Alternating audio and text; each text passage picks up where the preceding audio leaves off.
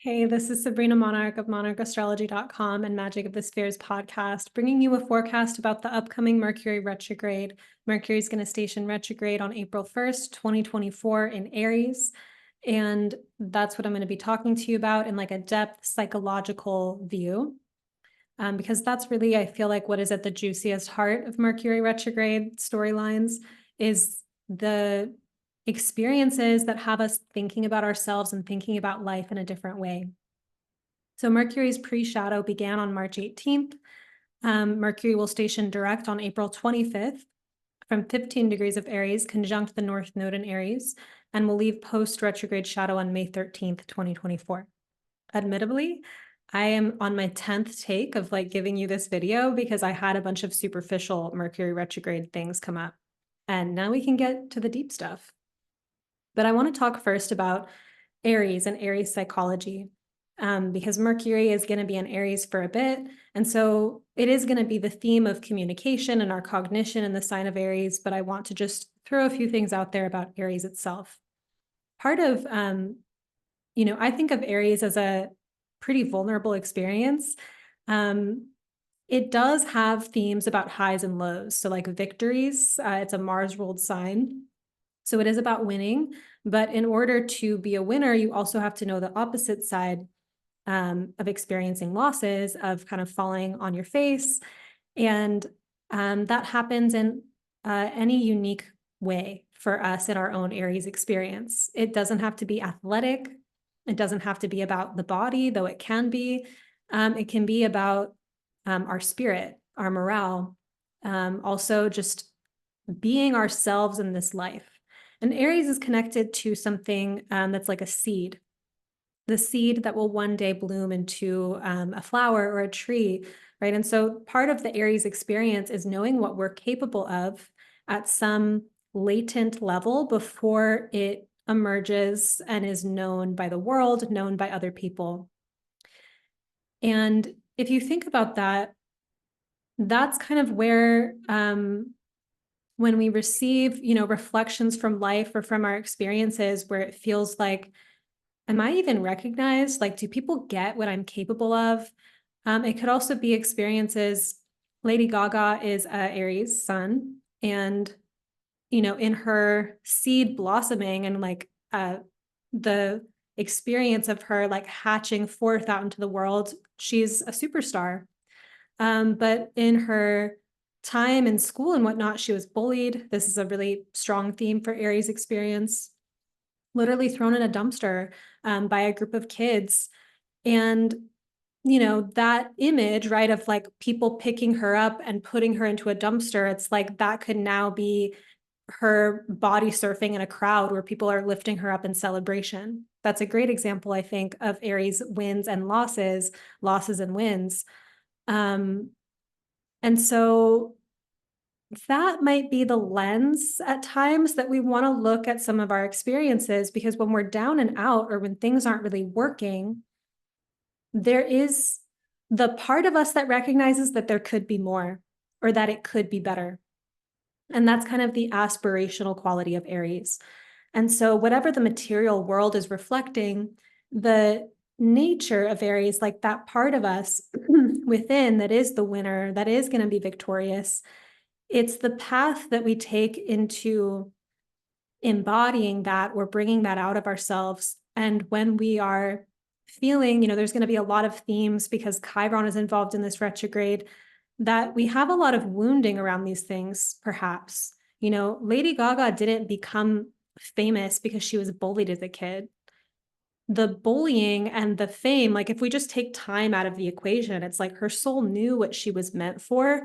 And so beyond being bullied, being like an insult to one's humanity at any level, there's also the like, but do you know who I am kind of thing, right? So that, if you take the metaphor of it, when we're insulted by something, there's a hidden part of our nature where there is probably some truth inside of the opposite of that insult, right? Like we wouldn't care, we wouldn't take certain things personally if it didn't hit a tender spot.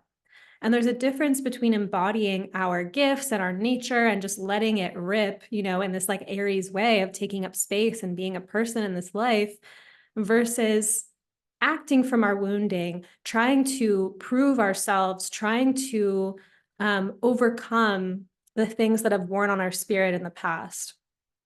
And that, I think, is going to be the heart of what's really profound about this Mercury retrograde season. So now I'm going to come to my notes and back up a little bit. We can intuit some of the themes of this retrograde by the main contacts that Mercury makes.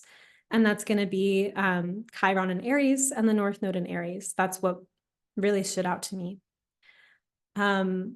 This retrograde is also made significant by the fact that it happens, there's the April 8th eclipse that's going to be on the North Node, the Sun and Moon, and on Chiron. So Mercury's involvement here in Aries means that maybe we're getting some more mental understanding or psychological flexibility about the themes of this eclipse season. I think it's meaningful that these events are coinciding, that we have these Aries activations with this April 8th eclipse, maybe coming into new relationship with our deeper material around the Aries archetype, and that Mercury's hanging out there for extra long and kind of backtracking and whatnot so that we can really take in the message that's here for us this season.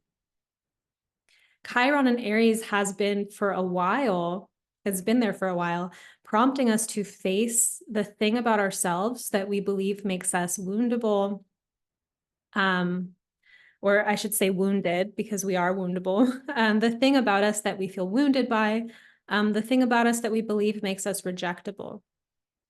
So something, Aries is so much about I am, and Chiron is the wound, right? And everyone has wounds and scars, but there's the Chiron and Aries, the pain is in the identification, like the total merging of like, I just am this wound.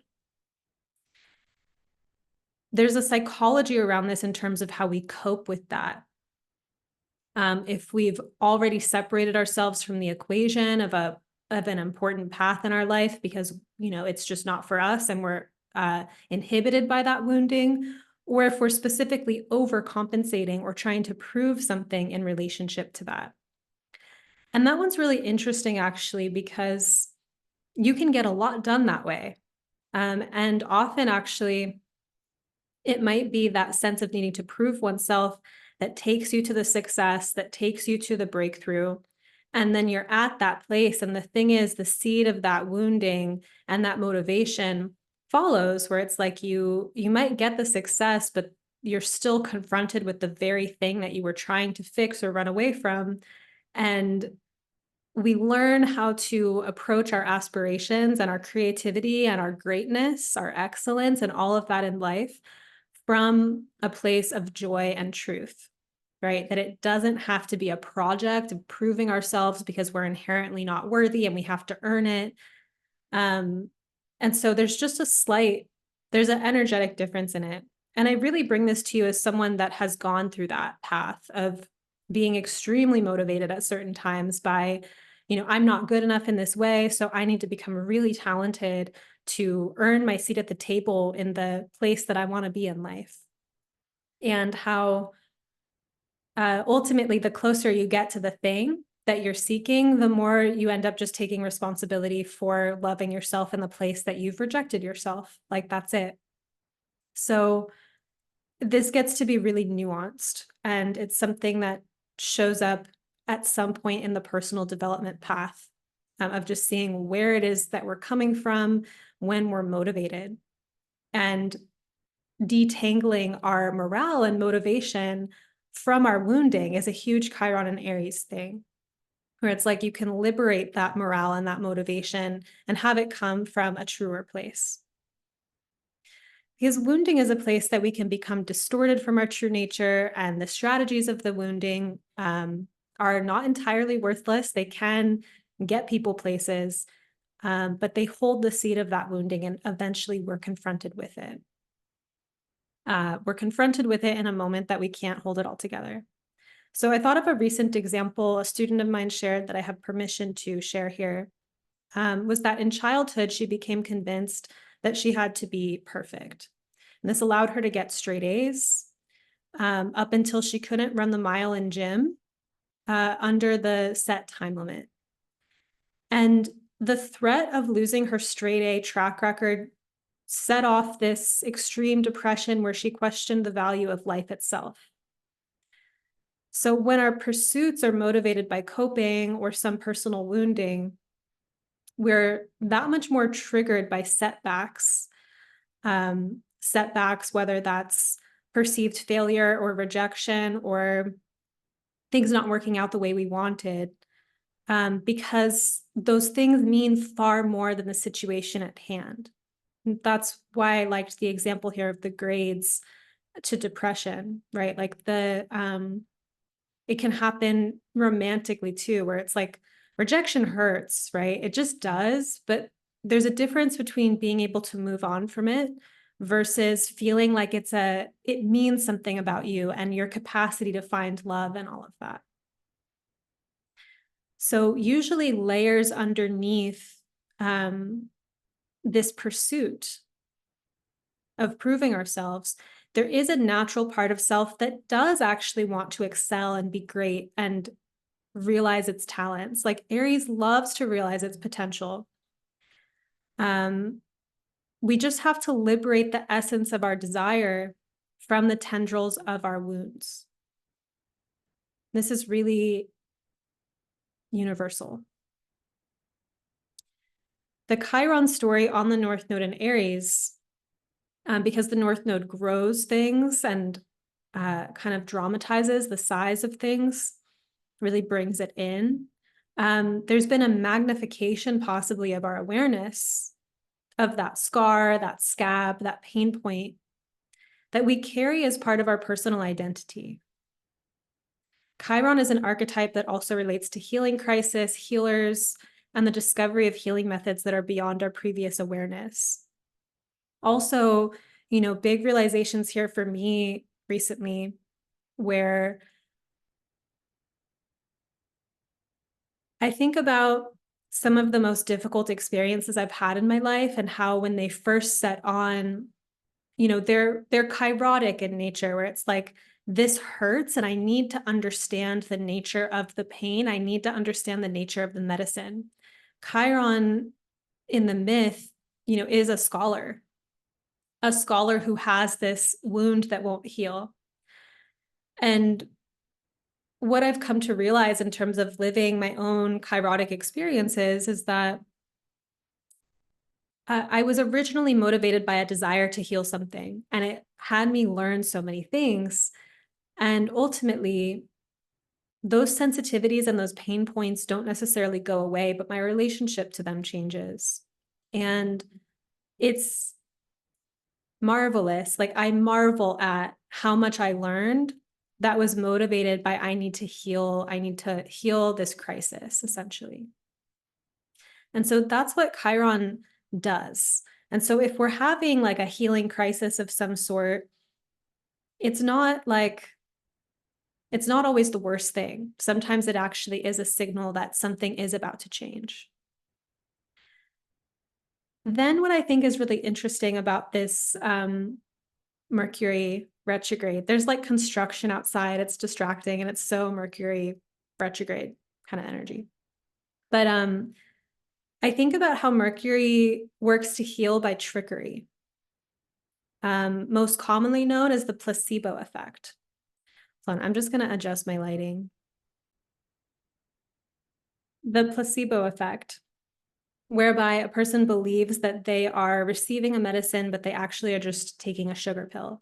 But maybe they experience a healing because they believed that they were taking a medicine.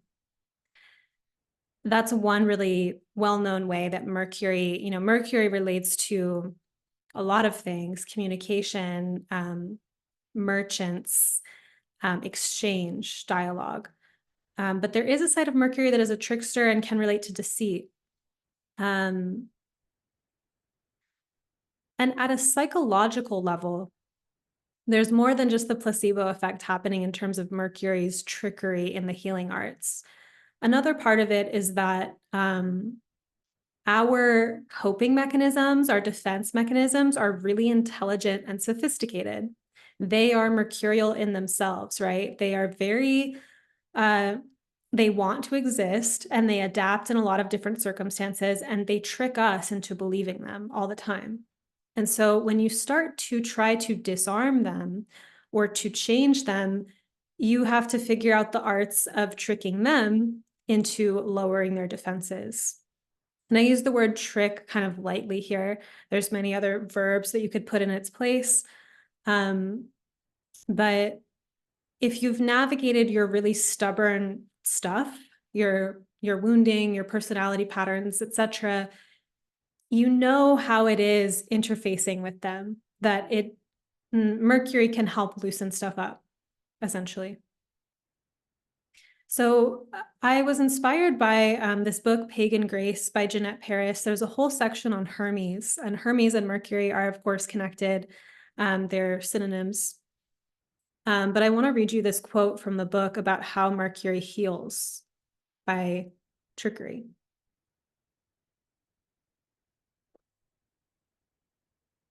An alert therapist, so this is the quote, an alert therapist must also be capable of realizing the lie in the patient, perhaps in the form of defensiveness or unconscious withdrawal. Right, so I'll just pause there to say that, you know, when you hear something come out of your mouth and immediately you're like, wait a minute, that's not true. Or when you're having a conversation with someone and one reflects to the other, is that really, you know, or like ask questions about it and you realize that there's more to the story than that original statement. This is like the mercurial gaze upon information. It's like, I see what I'm being presented, but is there something else to it? Continuing the quote, let's not forget that Hermes, as patron of liars, suggests that a therapist is also at fault if he thinks his patients never lied to him.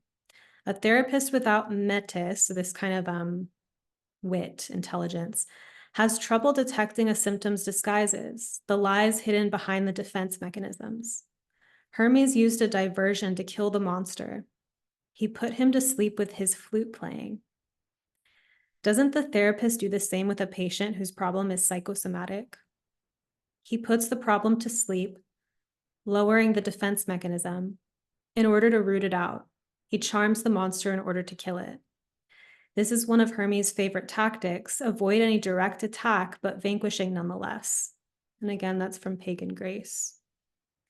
Another image that comes to mind if you ever played video games and got to the boss level where you're facing like the big villain, big monster, and this common kind of thing where in order to slay the monster, say like its weak spot is its belly. And once you hit the belly, it starts to glow red. And once it's glowing red, then you can go in for the next like hit and whatnot. So this is an imperfect metaphor because also we don't kill parts of ourselves. It doesn't work, but there is like a change of power or there is a change of armor. And the disarming process, like there's Mercury is a negotiator and a mediator for that disarming to happen. Sometimes it's just a question. It's an idea that can lower a defense. Other times it's feeling significantly listened to or empathized with. Have you ever been mad at someone and confronted them about how you felt hurt, and instead of them getting defensive, they just completely listened and attuned to you and like gave you their full attention? Immediately disarming, right? So similarly, if you do that to yourself, where there's a part of you that's getting agitated and acting up, if you just hate that part of you, it's going to keep feeling agitated. But chances are, if you empathize with and have compassion for that part of you, it might start to soften and let its defenses down. And defenses with Aries, you know, putting on armor intentionally can be really valuable. Sometimes armor is required for particular situations and times in life. but also taking it down, because sometimes the armor, once we put it on, it just becomes part of us. It becomes part of our personality, even when the original threat that inspired it has passed. And that's where it becomes part of our identity, part of our ego, part of our personality, part of our whole lifestyle, and requires us to renegotiate it behind the scenes. Snake charm it, flute charm it, talk to it, have it change its behavior and strategy. When we're motivated by our wounding, we act out. Again, I'm talking so much about wounding, not because of Aries, but because Chiron is in Aries and is part of this Mercury retrograde story, as well as the April 8th eclipse story. So when we're motivated by our wounding, we act out. And it's Mercury's finesse that softens or lowers the defense so that different choices can be made in the moment, or healing can actually happen instead of living in the wound. And living from the wound strategy, which perpetuates the wound itself. Mercury, like one of the greatest gifts that Mercury brings is changing the story. It's like choosing a new pathway that has never been chosen before. And if you have a part of your consciousness that's like on a loop record skip, and it just keeps doing the same thing, and that same thing keeps hurting, and you start to actually see it and have consciousness about it, and you gain the ability to make a new choice in those moments of activation, that's transformation right there. So to place all of this in Aries even further, I want to offer the following points to consider. One is that we might be receiving messages at this time, and messages can mean anything, not just like literal messages like communications or text messages or things like that, but how we respond internally to stimulus is a message, right? Like if you are delighted by something, if something makes you angry, like those are messages. So we might be receiving messages through anger and agitation, right? Like Mercury and Aries, that might be one way that the message is delivered. At times, we might be quick enough to know exactly what the heart of the matter is, why we're upset, and just know. But other times, there may be layers of meaning to decipher through the original message of the agitation, right? Where it's like anger is a very hot state, and it's very immediate. And sometimes there's reflection after that gets us to see like, oh, that's why that bothered me so much. That was the boundary I didn't make. That was the place I felt crossed. This is what I need to do different, right? And that comes later with reflection. So this may have us during Mercury retrograde, may have us and other people reacting and then double backing. And even the reaction is a message itself. Or that might happen internally before choosing a course of words and actions. So either the reaction is involuntary and people react and like double back from it, or you might see that train happening in private in your own experience. And just listen. I had a moment earlier today where I was super mad and I sat with it for a bit. I was like listening to the anger, letting it talk and be all dramatic.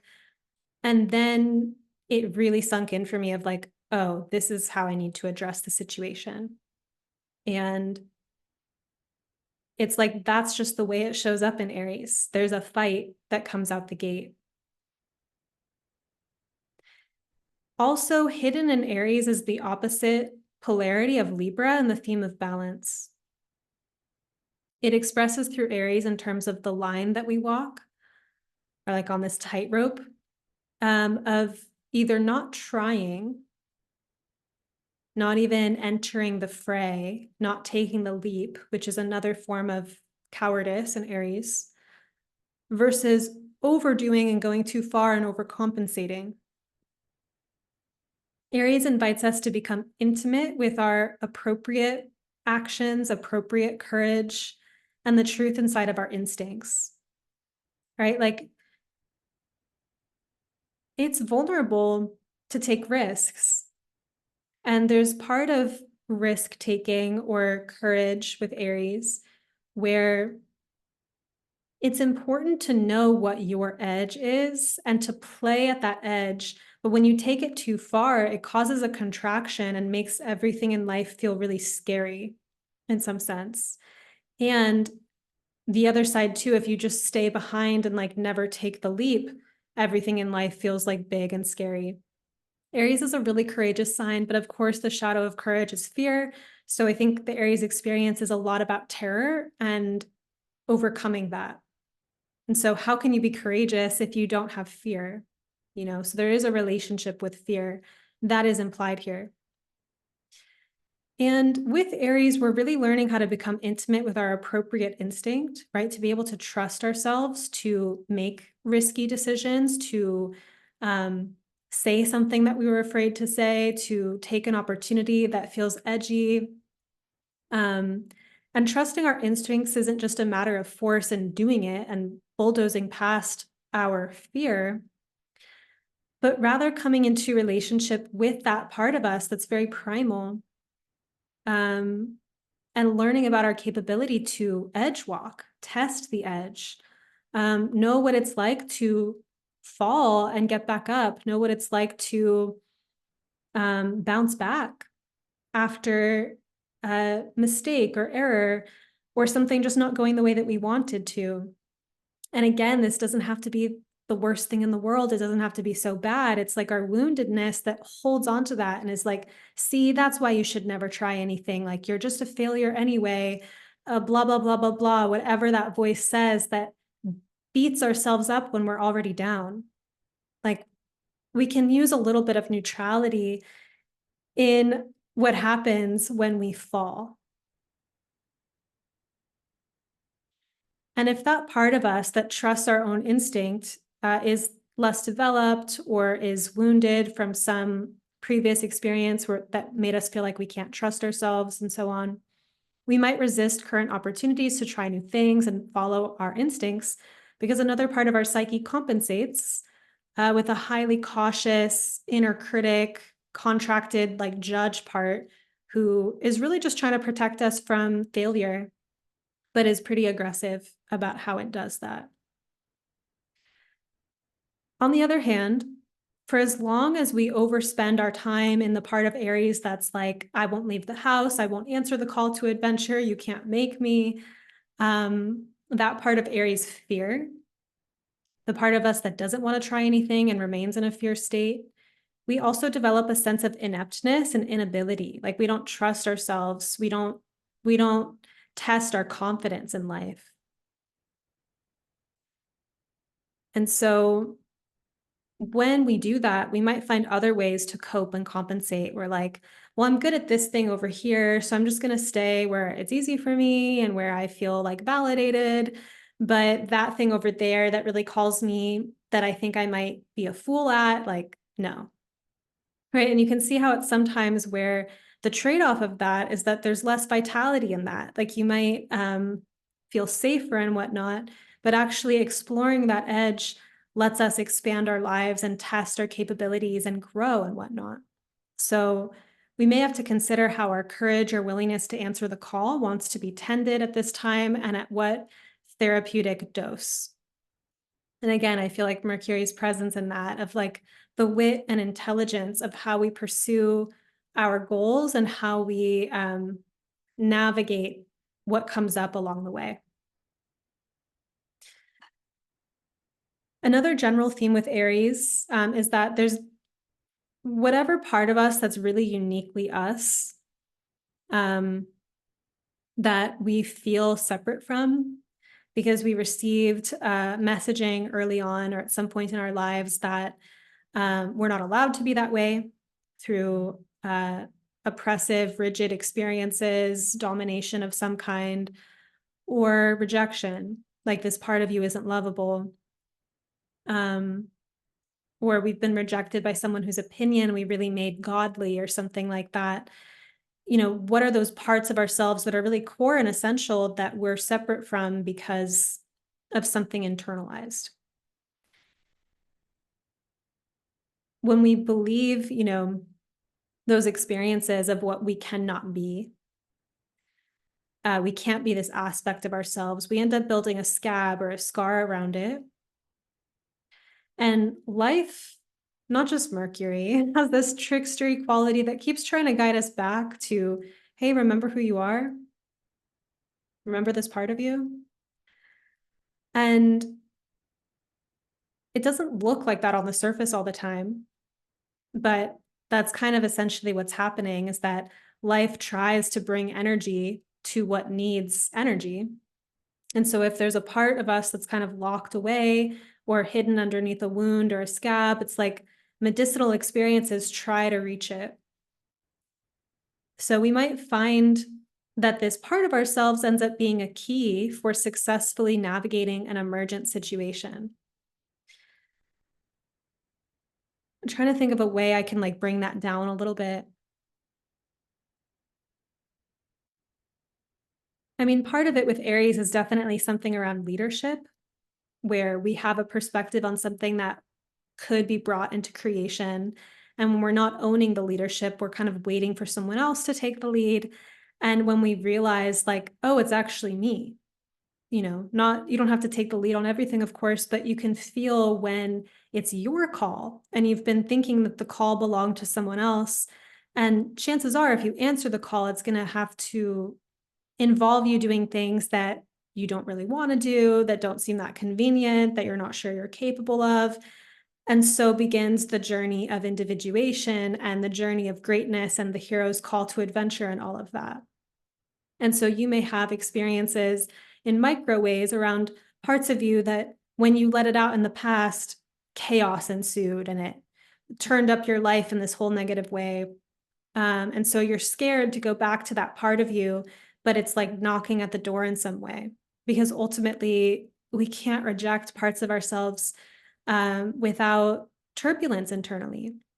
And learning how to be in relationship to what we've rejected in ourselves is what life is conspiring right now to help us do.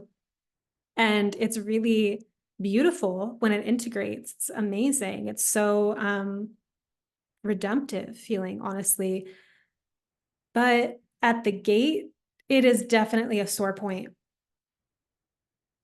And so lastly, with all of this talk of wounding, I wanted to also emphasize that part of healing or moving on is living without the identity that we have attached to our suffering or to our past, to our problems, right? Whatever degree we find ourselves willing or capable to loosen that identity up. We have to free ourselves from particular pointed narratives about how everything about ourselves boils down to some really negative story and blaring wound. And just let ourselves have a life, do things that we enjoy, pursue happiness in whatever way.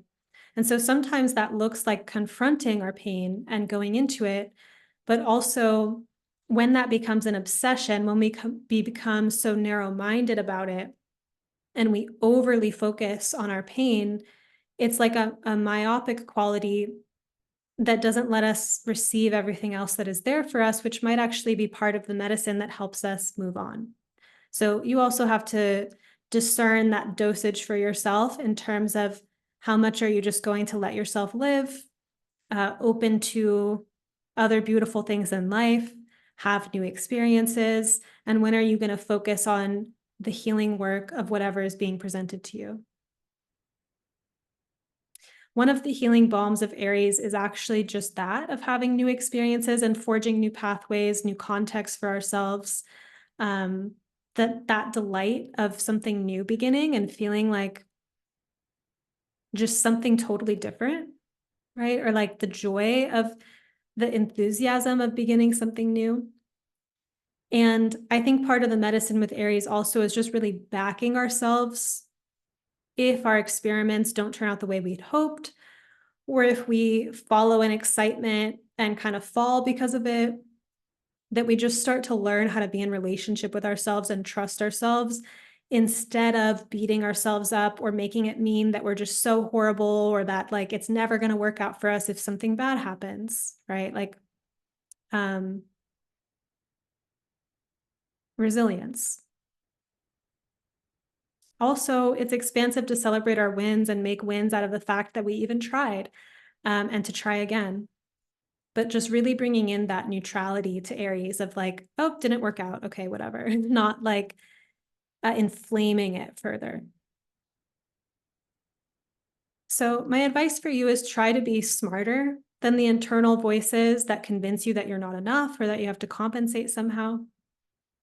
Try to instead hear the whispers or callings of your instinct that wants to guide you to a real connected freedom.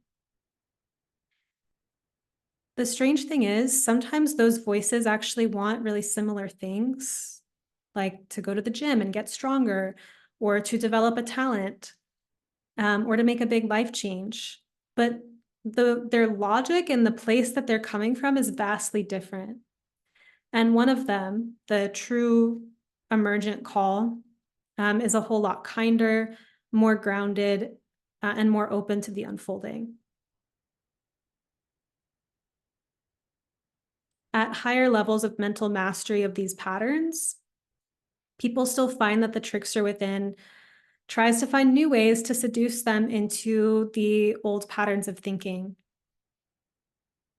right? Like if you have a part of you that is really addicted to complaining, it's not about what you're complaining about all the time. As soon as that's over, that part of your mind will find a new thing to latch onto and complain about. So if you wanted to get that at the root and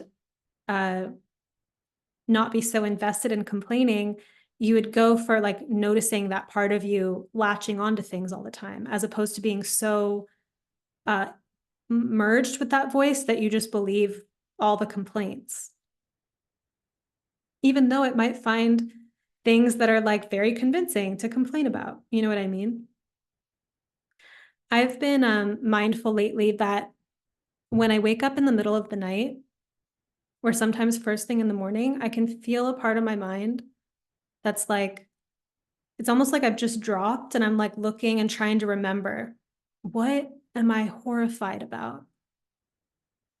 What's the horror, you know? And it's like trying to grab onto something.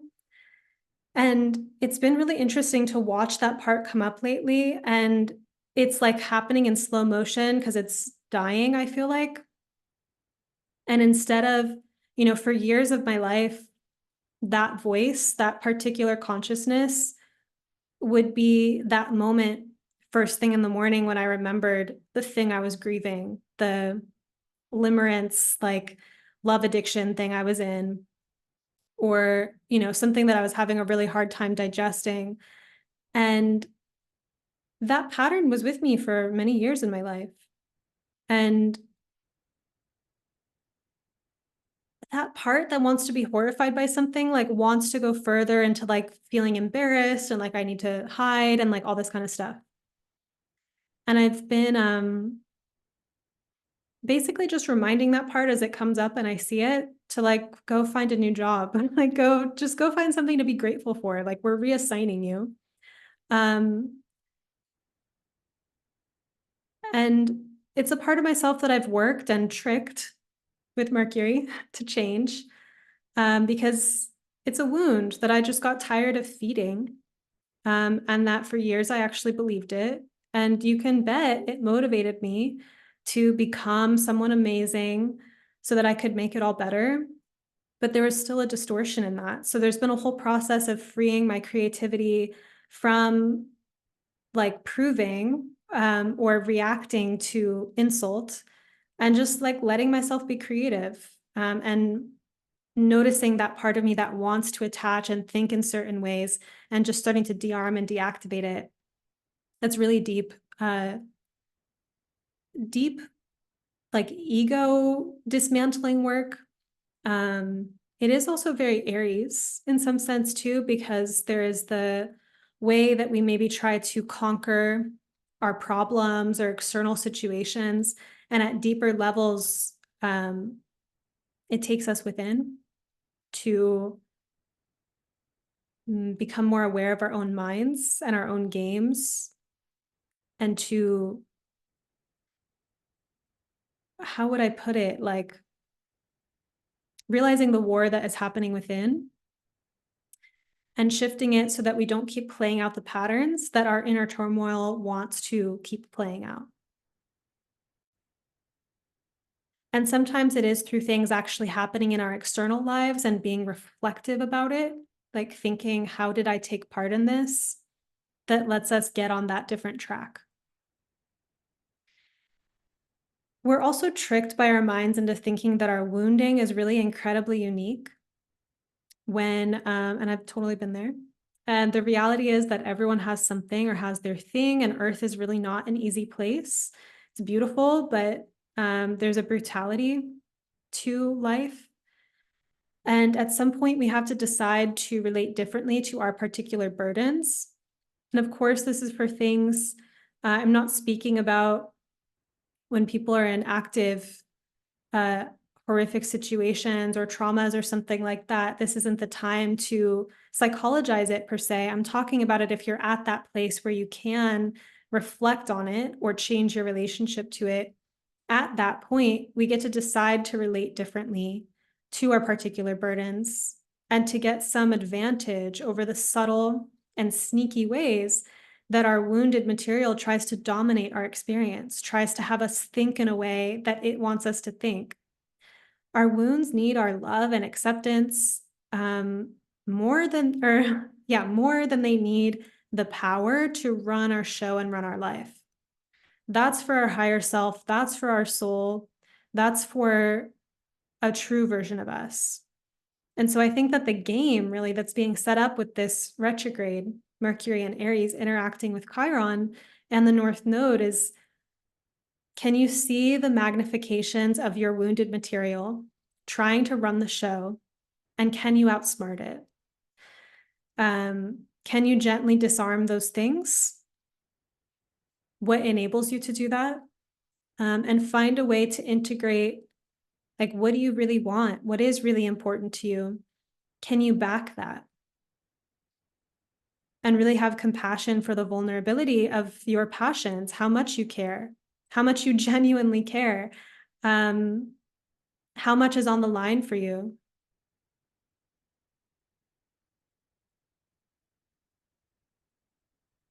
And back yourself in that.